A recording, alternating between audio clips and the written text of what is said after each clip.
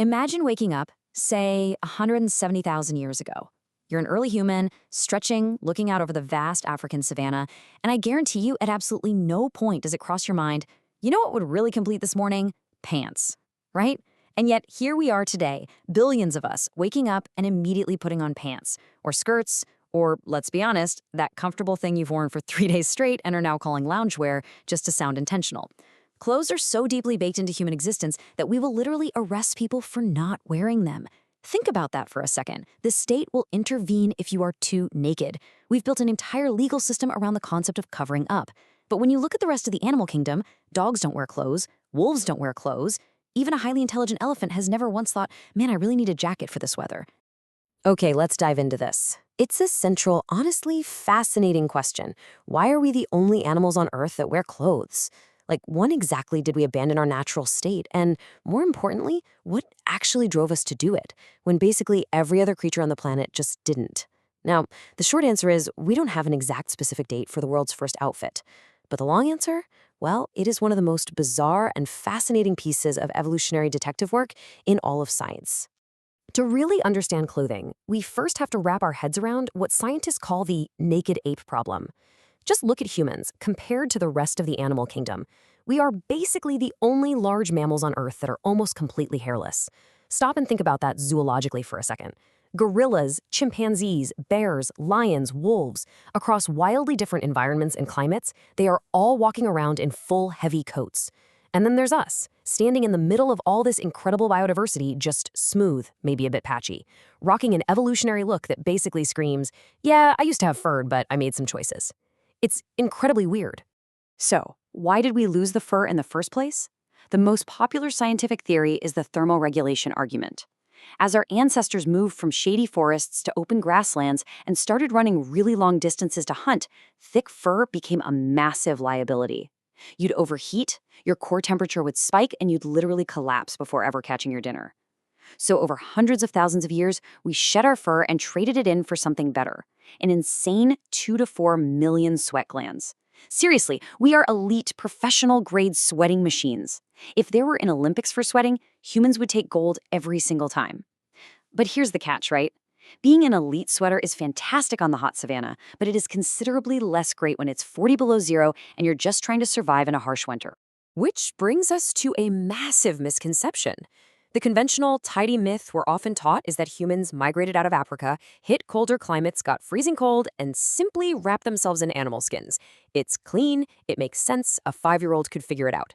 But when you map out our history, that tidy narrative completely unravels. Modern humans didn't actually start migrating out of Africa in significant numbers until about 70,000 years ago. However, the evidence shows we started wearing clothes somewhere between 100,000 and 170,000 years ago. So clothing predates that big migration into the cold by tens of thousands of years. We didn't just invent clothes because we got chilly. Something else entirely was going on.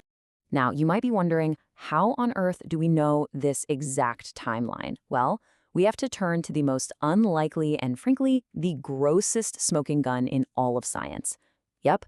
We are talking about lice, specifically the biological difference between head lice and body lice. See, head lice live in your hair, but body lice, they have a very strict biological requirement. They live exclusively in the seams and folds of clothing. They literally cannot survive on bare human skin. They absolutely need the warmth, shelter, and structure of fabric to exist. What this means is that body lice could only evolve after humans started wearing clothes consistently enough to create a brand new ecological niche for a parasite. So researchers at the University of Florida mapped the evolutionary history of human lice to figure out exactly when these body lice genetically diverged from head lice. And when they ran the numbers, they found this split happened right between 83,000 and 170,000 years ago. Just let that sit for a moment. This universally hated parasite, the exact thing that causes mass panic in elementary schools, accidentally preserved the exact window when humans started dressing themselves consistently. The lice knew when we got dressed before we even did. It's deeply horrifying, I know, but scientifically, oh, it's absolutely beautiful. So if just staying warm wasn't the original driver, what exactly was the purpose of these early garments? The evidence points to 2 main steps. Step 1 is basic physical protection. And I don't mean from the cold. I mean from the brutal sun, biting insects, and sharp vegetation. Just throwing a simple animal hide wrap over yourself creates a solid barrier against things that want to scratch or burn your skin. But step 2, this is where it gets genuinely fascinating. Social signaling. Humans are profoundly social animals, and we are deeply obsessed with hierarchy. Once you throw a hide over your shoulder for protection, you almost immediately start arguing over which hide it is. Is it the hide of something powerful? Did you take it down yourself? Early humans on the savannah were literally arguing over who got to wear the leopard skin to broadcast their status to the group. And this builds directly into a super powerful concept. As this quote captures perfectly, we use it as language. We use it to construct and broadcast identity. This human impulse to decorate the body is incredibly ancient. We actually have evidence of our ancestors using ochre for body paint as far back as 200,000 years ago. We were painting ourselves long before we were dressing ourselves. The jump from decorating your skin with paint to wearing a very specific hide to signal danger, mourning, or availability, it's a very short cognitive leap. Clothing just became this profound, uniquely human communication tool. But of course, the story of clothing didn't stay purely social for long. Because between roughly 120,000 and 70,000 years ago, the Earth went through a series of absolutely brutal glacial cycles.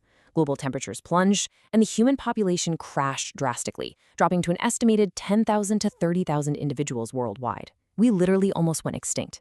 Suddenly, clothing was no longer just about social signaling or avoiding some scratches in the brush. It became a literal matter of life and death. The groups that already possessed clothing technology, those were the ones who survived those plunging temperatures. Now, what's really interesting about this slide is the massive technological leap that came next. Early clothing was probably just rough skins draped over the shoulders, basically the prehistoric equivalent of wearing a trash bag. But right around 50,000 years ago, we see this absolute engineering marvel, the bone needle. Discovered in the Denisova cave in Siberia, it features a tiny, precision-bored eye. This isn't just brute force survival anymore, this is design thinking. Someone actually envisioned a tool that didn't exist yet just to join materials together with a controlled, repeatable stitch. This allowed for life-saving fitted sewn garments that trapped heat against the body in the absolute freezing depths of a Siberian winter. You could survive without pottery, sure, but you could absolutely not survive without this needle. But let's complicate that neat, tidy, modern narrative that Homo sapiens invented absolutely everything. Because it turns out Neanderthals and the mysterious Denisovans were also making and wearing clothes way before they ever encountered us. We have really substantial evidence of Neanderthals using specific stone tools that were clearly designed for working leather.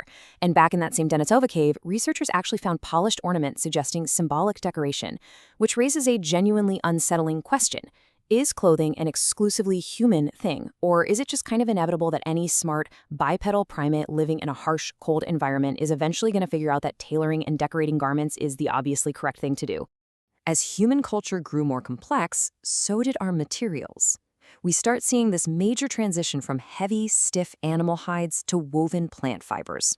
Because, let's face it, hides are great, but you have to actually kill something to get them, and they are incredibly tough to clean. Then, about 30,000 years ago, in a cave in the Republic of Georgia, we find the oldest known twisted plant fibers. And crucially, these fibers weren't just functional, they were explicitly dyed, in multiple colors. Someone looked at perfectly functional woven material and decided, you know what, this needs to be a different color to mean something. They wanted it to be decorative. Right there, the textile industry was being born. By the time we hit the Neolithic agricultural revolution right around 10,000 BCE, textile production had become a core, fundamental technology of human civilization. With the cultivation of flax, wool, cotton, and eventually silk, we see the true birth of the wardrobe. Clothing was no longer just a single utilitarian object for survival. It became a whole, complex system of expression. Suddenly, you had heavy cloaks for winter, light wraps for summer, and highly specialized garments exclusively meant for rituals, work, or mourning, or projecting royal status. The whole shebang. From those early beginnings, textiles basically became one of the most significant economic forces in the ancient world. I mean, entire trade routes were built on fabrics, empires were literally financed by it, and massive wars were fought over access to raw materials. Silk alone completely reshaped the political geography of half the world. It is a pretty profound realization when you think about it. The exact loungewear choices you made this morning are tied directly to an unbroken, 150,000-year-old chain of survival, engineering, and social signaling. The truly remarkable thing isn't just that we started wearing clothes in the first place, but that we almost immediately made them mean something. Right now, you're doing exactly what that early ancestor on the African savanna was doing, trying to figure out how to signal something about yourself to the people standing around the fire.